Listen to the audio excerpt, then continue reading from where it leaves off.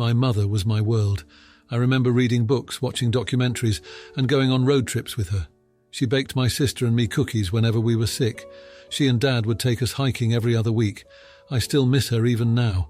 When I was 11 years old, she passed away from a driving accident. It was the hardest year in my life, and it hasn't gotten easier. 2 years after she passed, my father started dating a woman named Nicole, and 4 years later, they're getting married. Nicole is younger than my father. After dating Nicole, I saw my father come back into his shell, but it turned into something else.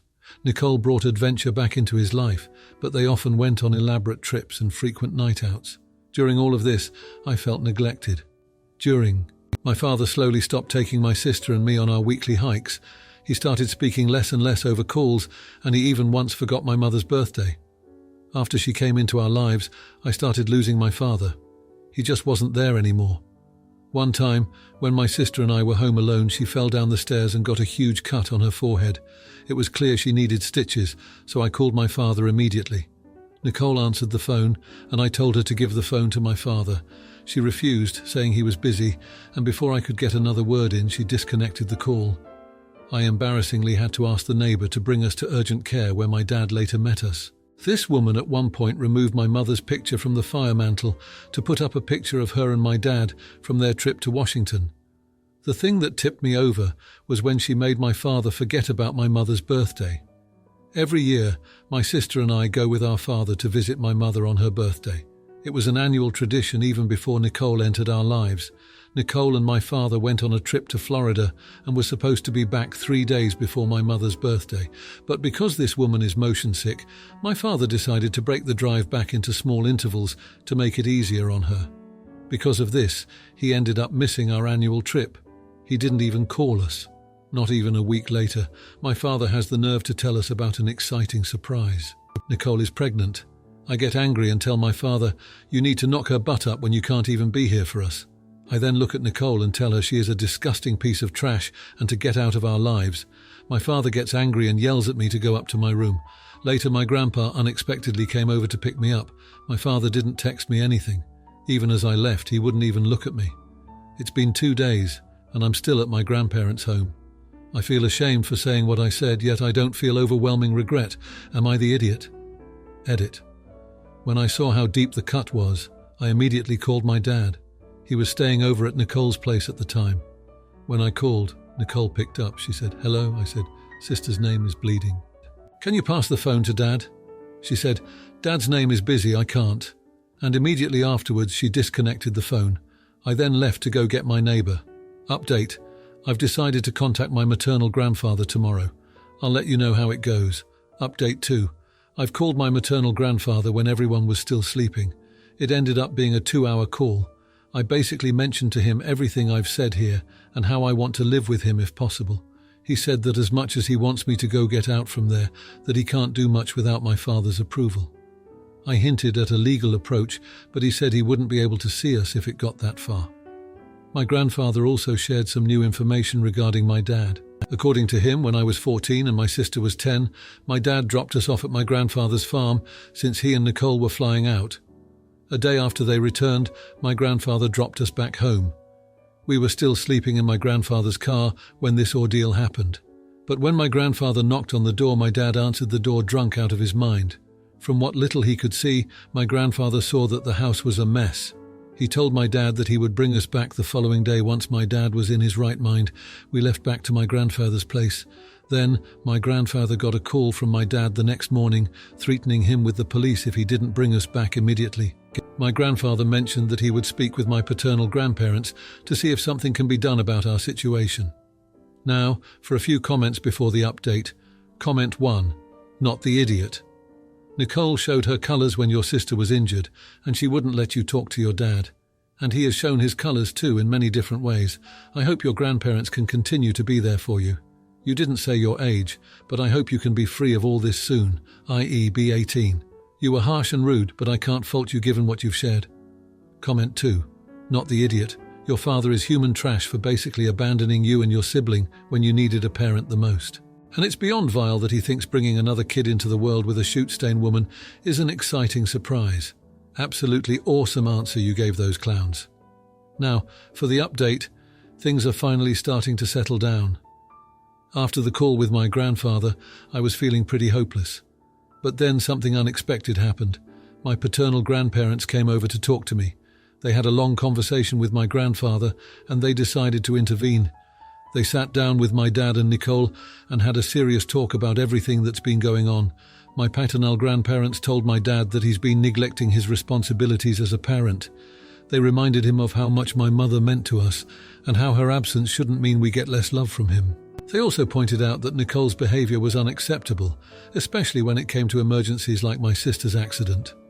It was a tough conversation, but it seemed like it finally got through to my dad. The next day, my dad came to my grandparents' house to talk to me. He apologized for missing my mother's birthday and for not being there when we needed him. He admitted that he got caught up in his relationship with Nicole and forgot what was truly important. He promised to make it up to us and to start being more present in our lives.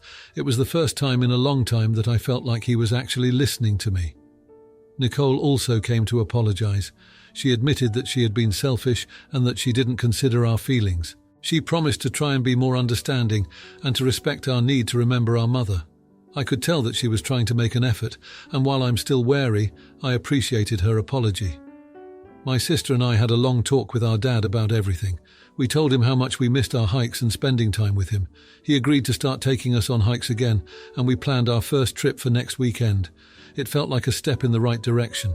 As for living with my grandfather, my dad said he would think about it. He wants us to try and work things out at home first, but he's not completely opposed to the idea. My grandfather agreed to give us some time to see if things improve at home. The biggest surprise came from my dad and Nicole's announcement. They decided to postpone their wedding. They realized that they needed to focus on our family first before making any big decisions. It was a relief to hear that they were taking our feelings into consideration. Today, my sister and I went back home. It's still a bit awkward, but there's a sense of hope that wasn't there before. My dad has been more attentive, and Nicole has been keeping her distance, giving us space. It's going to take time to adjust, but I'm cautiously optimistic. I know that things won't change overnight, but I'm glad that my grandparents stepped in and that my dad is finally starting to understand how his actions have been affecting us. It's not perfect, but it's a start. And for the first time in a long time, I feel like we might be able to heal as a family. Now for the comments. Comment 1. Oh honey, your dad's been acting like he's the lead in a bad rom-com, forgetting he's got actual kids to raise, not just a new love interest to serenade. Good on you for standing your ground. Sometimes life throws you a Nicole, and you've got to channel your inner action hero to get through it. Keep those family bonds tight and maybe toss a self-help book at your dad. He needs a plot twist in his parenting script. Comment 2. I'm really feeling for you. Losing a parent is tough, and seeing your dad check out like he's on a permanent vacation from fatherhood is rough. You did the right thing speaking up. It's not easy to be the voice of reason in a sea of adults acting like they're in a soap opera. Remember, it's okay to lean on your grandpa when times get tough. Family is about support, not just shared DNA. Keep your chin up. Now, for the next story. I have an 18-year-old son and a 16-year-old stepdaughter. They are civil with each other but have their own lives. It is just how our family is, especially since my husband and I got married when my son was 14 and his daughter was 12. I'm not too strict with my son. I don't know what he does with his friends, and I'm not too involved in his personal relationships. We are still just as close as any other mother and child. Anyways, a couple days ago, my stepdaughter sent me a series of photos of my son. I believe he may have posted them on his private social media accounts, and it was images of him at parties, smoking, drinking, and doing things with both genders. I immediately told my stepdaughter that what she did was unnecessary and inappropriate. She replied with sorry, just thought you should know. I told her that unless he's in danger or hurting himself or other people, I'd rather not know what my 18-year-old son does in his free time. Now I did not want them to fight, so I didn't say anything, especially since my stepdaughter apologized once again. But yesterday I was with my husband and he was showing me a video on his phone when his daughter started sending him a bunch of messages. He opened them in front of me, and it was the same exact pictures of my son that she sent me days before. But this time she said, "So I sent these to stepmom, but she thinks this is okay behavior. Do you agree?" My husband didn't really know how to react and told her that it really wasn't any of their business what he does, and she just sent a bunch of AROL emojis. My son came home a while later, and I decided to tell him that his stepsister was sending us pictures of him. He seemed confused and asked to see, so I showed him the messages. He was extremely embarrassed and upset and went to his room. I then heard him on the phone yelling at someone. My stepdaughter came home an hour later and started yelling at me for snitching on her. I told her that she was invading his privacy and he has the right to know. I gave her the benefit of the doubt the first time, but then she sent the pictures to her father. She said that I just ruined half of her friendships, and my son and a lot of his friends blocked her on social media. She says that she had good intentions and wanted me to know what he was up to just in case, but I just had to assume the worst. My husband agrees that my son should know, but he thinks we could have just given him a vague idea instead of showing the pictures and actually telling him. Am I the idiot? Edit. Him posting those pictures on social media was just my assumption. Some look very clearly posted by him on his private social media accounts, but some were blurry enough for me to question it. My son is too embarrassed to even look at me right now, so I cannot confirm. I'm trying and have reassured him, but he's locked himself in his room, so I'm giving him some time before trying again. Also, I clearly state that I have no interest in his personal relationships. I know he doesn't hang out with weird or dangerous people, and that is all I need to know. I did not say that I have no interest in his life at all. That is an extremely unfair assumption. Now, for a few comments before the update. Comment 1. Nope, not the idiot. Especially with how she decided to call you out on it by sending the photos to your husband after showing them to you. So I sent these to stepmom, but she thinks this is okay behavior. Do you agree? She was trying to stir up trouble.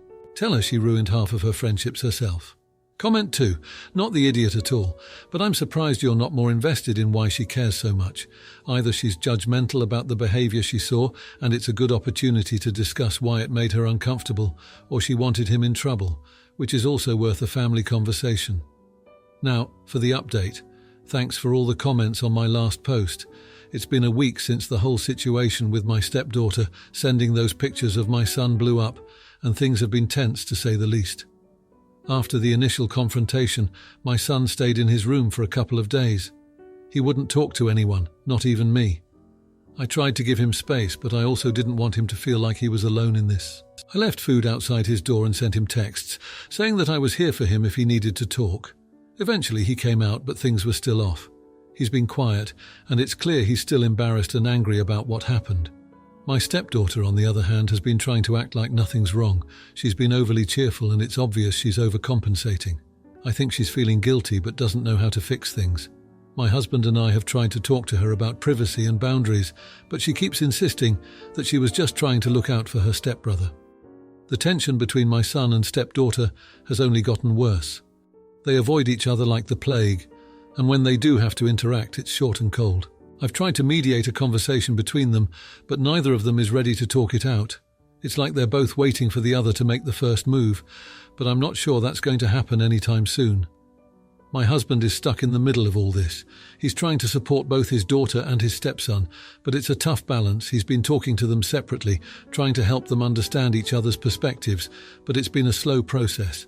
We've both agreed that family therapy might be a good idea, but we haven't brought it up to the kids yet.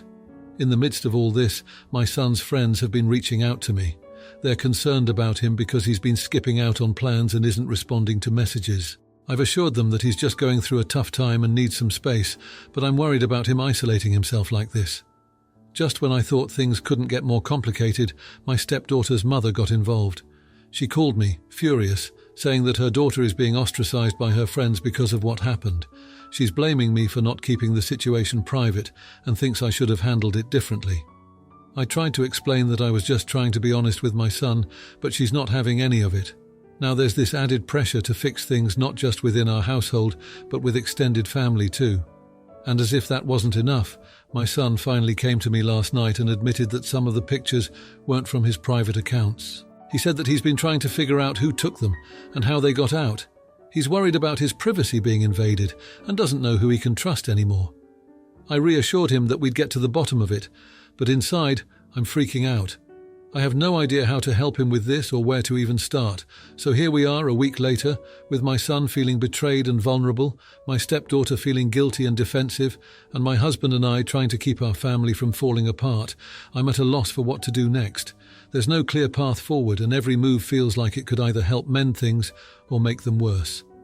Now, for the comments. Comment 1. Oh honey, you've got a regular teen soap opera brewing at your place. Not the idiot for wanting to keep out of the high school drama, but maybe it's time for a family powwow. Get everyone together, pop some popcorn, and have an open mic night where everyone can air their grievances. Just keep it more Oprah and less Jerry Springer. Comment 2. Been in those tricky blended family shoes. My stepson once ratted out my daughter for sneaking out. It was a mess, but we sat down and talked about trust and boundaries. It's tough, but you're not the idiot. Just got to navigate those choppy waters with a steady hand and an open heart. Good luck. If you like this video, you'll probably like these too. Also, while you're here, please consider subscribing. It's your support that keeps this channel alive and allows me to make better and longer videos. Have a great day.